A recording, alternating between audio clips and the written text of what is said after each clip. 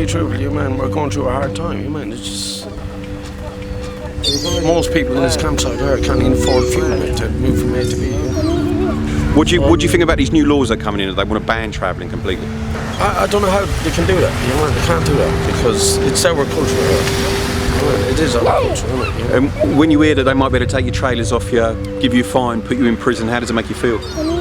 I'll tell you one thing, they'd have to put me in prison because that's my life. You know, that's my life, and that's the only way to stop me from doing it is put me in jail.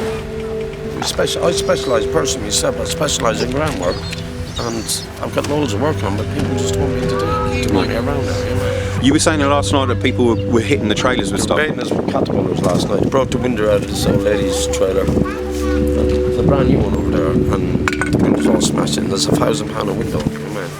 Does that happen a lot? Everywhere. Every time we come into somewhere, you know, people don't like us.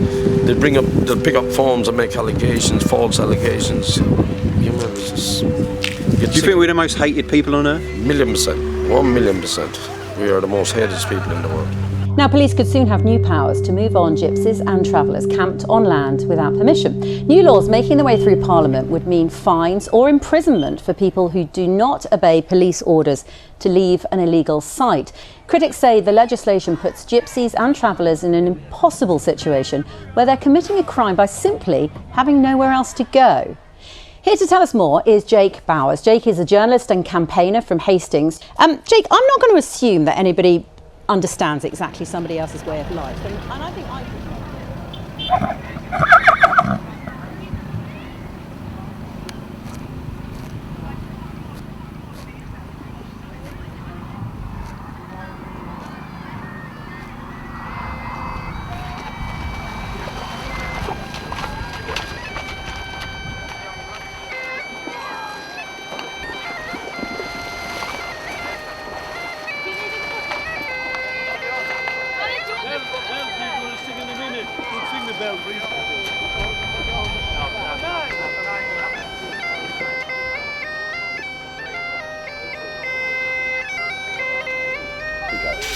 Just to let you know the timetable of what's happening with this bill, which is on September the 15th, when the Lords comes back from its summer recess. They have very long holidays, it seems. They will be debating this. Now, the Lords is our best opportunity to get some amendments to this bill so it is not the sledgehammer that it currently is. But we also have to be very realistic that in this country, the convention is that the Lords always backs down. So the chances are that this law will go through, and the chances are very high. So is that a reason to not turn up? I think it's a reason to turn up. We both have experience at doing that, but this is just the first step, so hopefully this will steamroll and become bigger. Yeah. So thank you everyone for your help. Yourself a round of applause.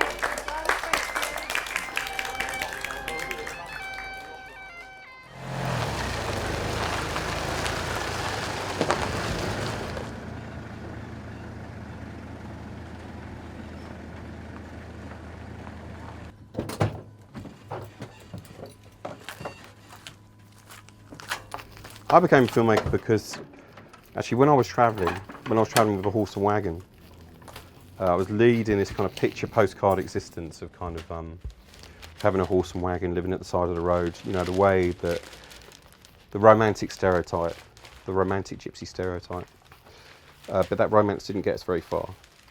We'd often be denied places to live, denied water for the horse, and the more I encountered it, the more I thought, actually, I want to know why this is. And it was always very kind of obvious to me that the biggest reason why people hated us in the way that they did was because of the media perception. So I became a journalist because I wanted to change that. Just thinking about the history of gypsies and travellers in the UK, it dates back at least to 1505, when records showed that Romany gypsies, or Roma, first were recorded as living on these isles. But Irish travellers, you know, some say have been here for many more hundreds of years than that. So blacksmithing is the original gypsy craft. We know that our ancestors left India and they were metalsmiths, forging arrowheads, knives, swords for the armies of India. And that's why they left India, because they travelled with armies around that time. So what I'm doing is a tradition that goes back at least 1,000 years within the Romani community.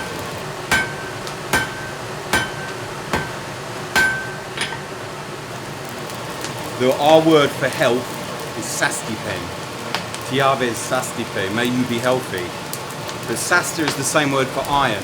So when we wish somebody good health, we're saying may you be like steel.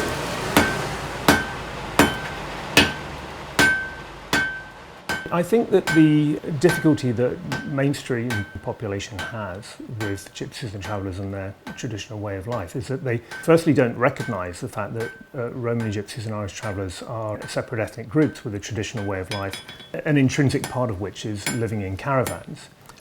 They also don't really understand the history that has led us to the position where gypsies and travellers are finding it increasingly difficult to find lawful stopping places. They have this view built on the prejudice of centuries of nomadic groups living in the UK.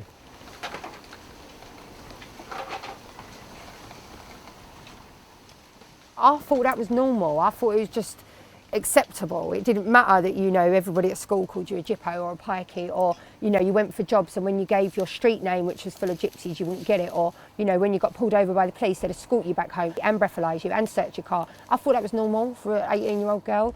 I didn't know that we were being treated differently. And it was only when I got to probably 30, 35, and started looking at it from an outside perspective, and actually probably when I went to do my degree in 2016, I did a module on racism, and then I was like, wow. And I was dumbstruck to find out that there was no national figures for hate crime for gypsies and travellers. You know, if you report that you're chucked out of a pub because you're a gypsy, then they won't say to the landlord you're being racist like they would if it was any other ethnic minority. They will say, well, leave the pub. So, you know, we're treated differently, but we just take it for normal. This is why our outcomes are so bad. We just take it for normal. You ain't going to get a job in a nice place if you give your address or your real name or you use your accent or tell them you're a gypsy. We just lie. We're just brought up to lie. It's hard. I was a florist for 15 years. You know, I had staff and I brought my kids up there and it was lovely. And then I set up a social enterprise to teach women, gypsy women floristry, and I realised when I started doing that, after one day I was like, there's so much more I could do than just floristry. There's all this legislation and racism and hate and educational outcomes. But I really wish this wasn't needed. I wish I could just go back to just be a florist.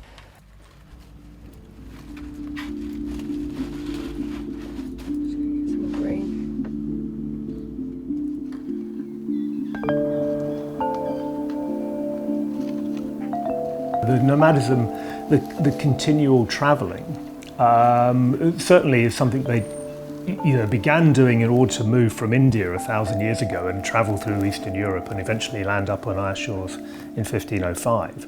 But whether or not the travelling has been something they've wanted to necessarily do thereafter, once they reach these shores, or has been effectively forced upon them because of a lack of toleration of their way of life, their beliefs perhaps, and their traditions, is something that I can't look back in time and tell. But I think there's an element of them having to be nomadic because they were tolerated in places for a certain period of time and then effectively forced to move on. The fact is that there simply isn't enough site provision for gypsies and travellers. There's not enough permanent or transit sites in the UK. In 1994, the Conservative government of the day repealed the statutory duty to provide for gypsies and travellers, and at the same time brought in draconian enforcement powers, which gave the police and local authorities the ability to move gypsies and travellers on very swiftly.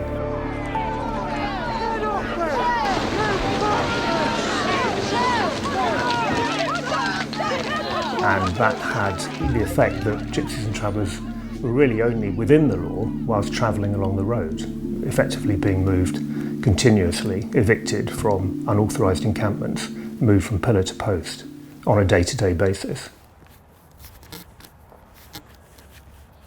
Actually, maybe I'll tell you about the caravan first. Shall I see you? So, what you have here is a modern gypsy caravan. It's a Vivaldi, it's a Tabot, and these kind of trailers are, we call them trailers rather than caravans, are kind of liked by the gypsy community because they're quite tough, but they're also quite light. And when the spring comes, particularly in the year of a pandemic, and the flowers come up, you just want to go.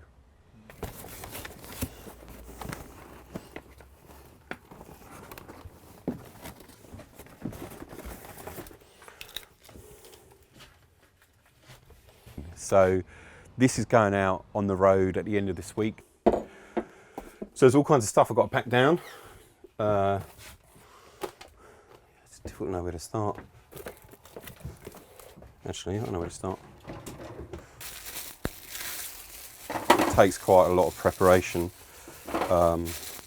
It's easy to get romantic and nostalgic and stuff about things, but my dad, his first memory was having his breakfast in a bender tent, which is a tent made out of hazel saplings, and eating a moorhen egg for breakfast, which is about as Native American as you can get. Living in a tent, eating moorhen eggs for breakfast. It's not a way that I've lived, so I don't feel nostalgic for it. But it's the way that he lived. So, Gypsies and Travellers have always moved with the times. The only real hallmark of a nomadic culture is that you change with the times.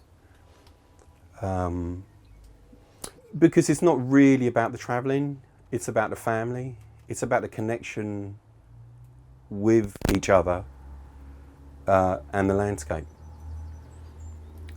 You know, I automatically feel more relaxed, happier when I'm out and about amongst my own people, but under a big sky, not fenced in.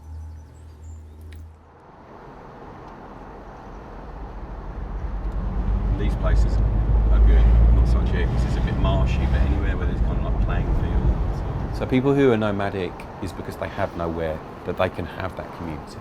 So they go for the second best option, which is to live on the road the way that our ancestors did, so that they can have that community. I live in Hastings. We're in Hastings at the moment, which is where I live. And I heard yesterday, actually from somebody who came to fix the caravan, that there were a lot of travellers parked up on a road called Queensway, which is kind of on the edge of town. It's the kind of place where travellers do often stop.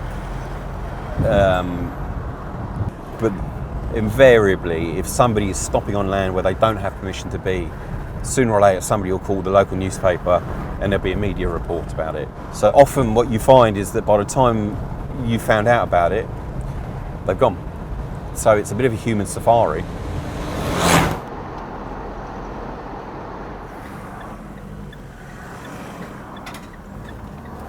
I don't think there's anybody here, but no, I don't think so. It's all locked up.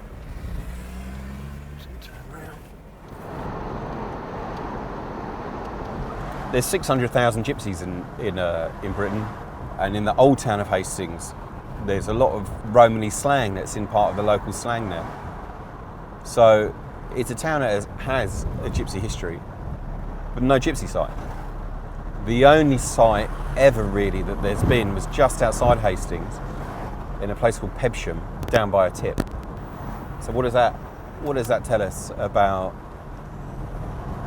what society thinks of us? There's no room for us, and when there is room for us, it's in the kind of places where people dump their rubbish.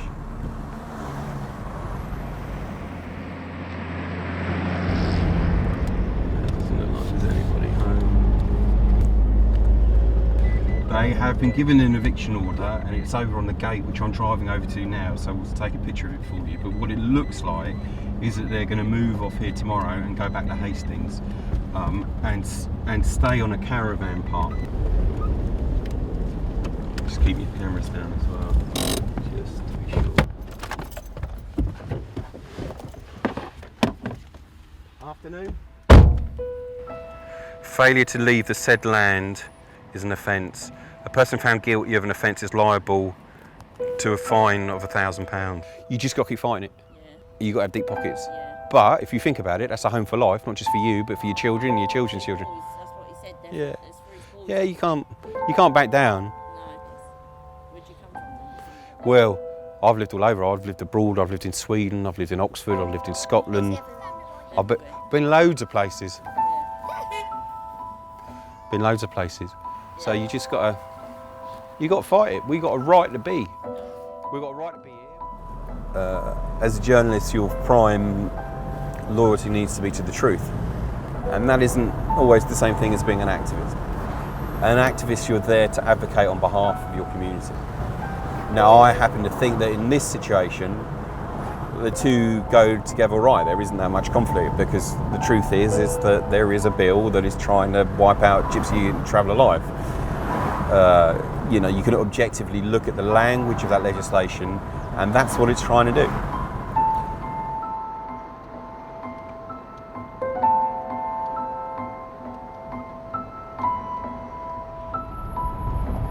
They're just homeless, somewhere to stop. You can tell that by the state of the caravans, particularly this last one here.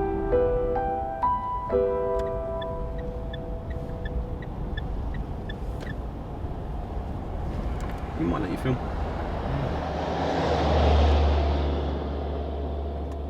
If you just stay here for a second, I'll go and speak to him.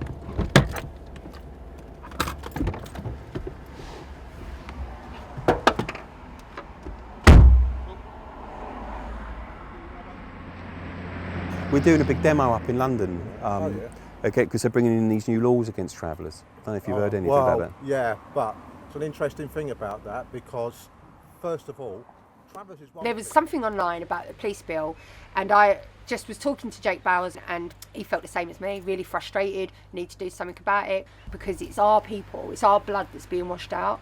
So we just went, all right, let's hold a rally. Let's start doing stuff, let's start being stuff. But I'm a traveller. I don't know those people. No. But I do know that the people that turned up in the van the other day, well, not what I call travellers. They No. were what I call pikeys. We've come up against some issues. So this is hard, bringing together 5-6 different communities, like showmen, travellers, new travellers, Irish travellers, Scottish, gypsies, Romani, whatever. But the whole point is to politicise and engage with the community. And this bill will change things massively, because at the moment trespass is a civil crime, so it will criminalise people for an act that they can't help doing. I mean, nobody really wants to travel around in their caravan and live by the side of a road and have people hating them. Nobody wants to raise their child on a concrete block next to traffic, or with flyovers, or in a school field where you're being hated. But there is insufficient site provision. So in order to keep our nomadism, we have to go onto pieces of land that are not always appropriate. None of us really want to go onto a school field. But if there's nowhere else to go, and you've got children and you've got to go that night, where can you go? How would you describe your identity? A traveller. Traveller, yeah, like traveller. This is my home. I live in it. As you can see, it's in the middle of being renovated. But I'm doing it all. It all came apart because this door was actually falling apart, and all of this under here was rotten.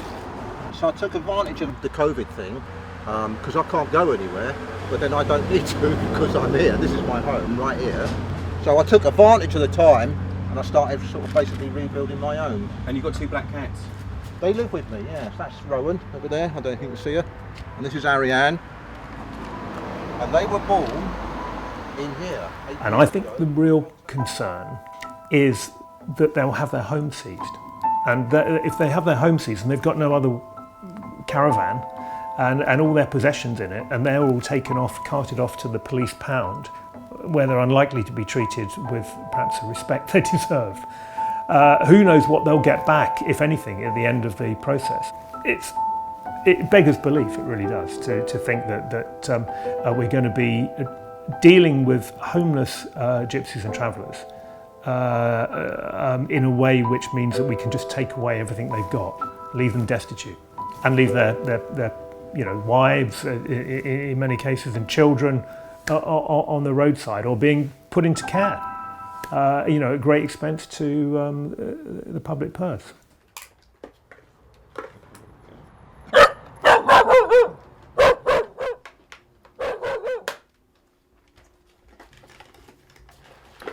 In 1994, I stood by my dad's side and a lot of other Gypsy men's side when they tried to stop the Criminal Justice Bill, which started the process of trying to get rid of us from the landscape.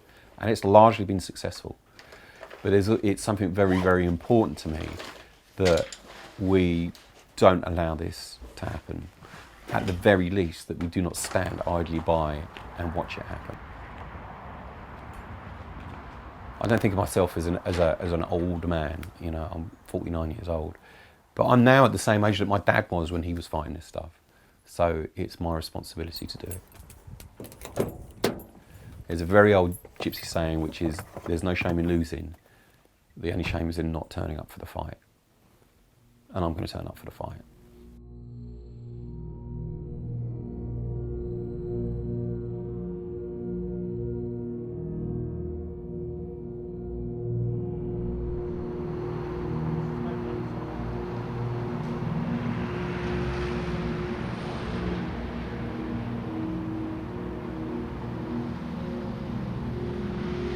So we're on Stable Way, which is an Irish traveller site, and it's famous in Britain in that most Gypsy sites and traveller sites are built in environmentally marginal areas, and this is one of the worst in that it's not just built on a dump, it's built underneath a road, and when people are dumped in places where they shouldn't be, awful things can happen. Look at this site here. They want us to come off the road to live in a place like this. Why? A lot of these people on here are family people. They want their children to go to school to have education and possibly try and fit a little bit better into society. But unfortunately, living here, they still won't let you go into society. You're still frowned upon because of what you are. My family's been here since the 17th century. Living in tents and wagons, horse drawn and all the rest of it, working on farms. That's over 300 years, and I'm still here. Memories on the road, there's many. Being around with my grandparents and my family, 3-4 generations, sat around the fire telling stories, having a deal, buying and selling, having deals, getting up in the morning, out with your dog, your horses. So many different memories, I can't pick any one out. It's impossible to. Virgil, Pat, if you'll do it, and Billy, they're going to go down the end of the site, and then we're going to film them coming through the site underneath the flyover and leaving the site. Then at the end of the road, we'll get off. We're modern gypsies, so we're going to get in an Uber and go down to Parliament Square. And then Grace, you're going to go with John. So, do you guys want to get on now? You can see, and you will see today, that resistance is not futile, it's actually fertile, it's actually spreading. The Gypsy people are beginning to wake up and they're speaking to each other about the bad treatment of our people. So, it's the beginning of a campaign, and we can go and go and go. We've been going for 500 years. So, we will go to Parliament Square. With a symbol of our freedom, which is the horse and the trolley. And I hope the horse will get there. She's from Dorset. She won't be used to the fumes of London. She may get a little bit spooked by it, but John's a brilliant horseman, and I'm sure he's got a brilliant horse.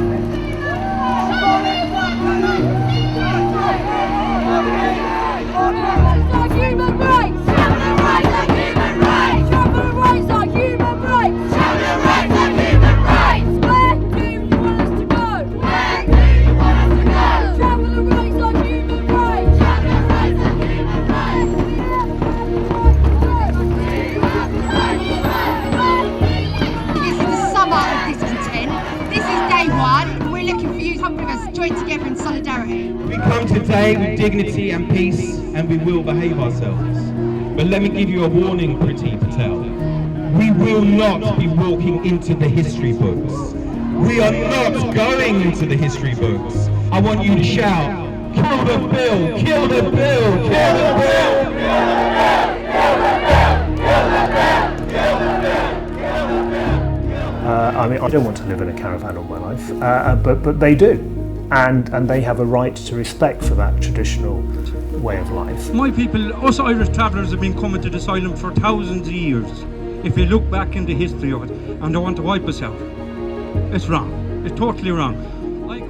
And when I was first elected, I was really shocked by what I heard. Members of Parliament spoke about travellers being a problem that needed to be tackled. Language like parasites need to be addressed. All of these things are truly sickening, and everyone needs to be calling it out. Because also, it reminded me of something. It reminded me of how politicians also talk about my community.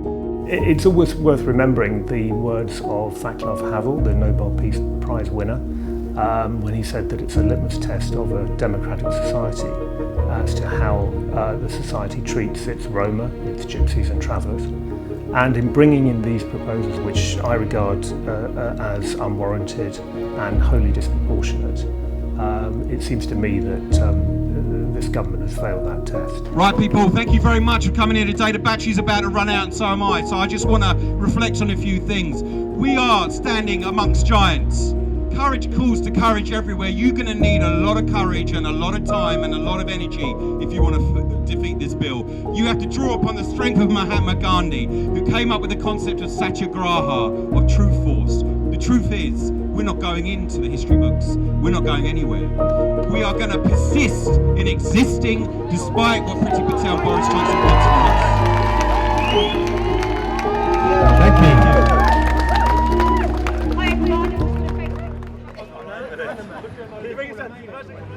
I think it went really, really well. Everything that has motivated me through this is I stood over there in 1994 with my dad, and he organised a rally. And to be honest, not enough people supported him. So that was always a fear in my mind that I would be probably more alone than my dad when he stood out there to try and stop the 1994 Criminal Justice Act. And I wasn't. I put the word out, I did my best, but I'm not fooled into thinking that it will change anything automatically. This has got to be the start of something, not the end. It's got to be a beginning, not an end.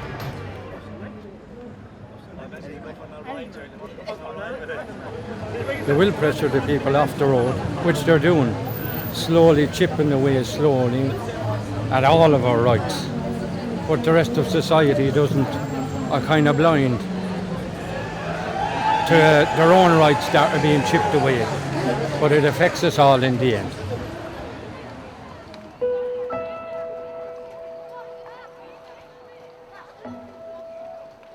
I come here to sing you a song, an appropriate song. The song is about an old traveller man, and the government want to move him into a house, and he can't stand that way of life. So this song is about an old man. A rambling man, I'm a rambling man. Now I look behind me, my rambling days are gone. Well, I remember when I was a boy, my freedom, my lifestyle, oh, I live like a king.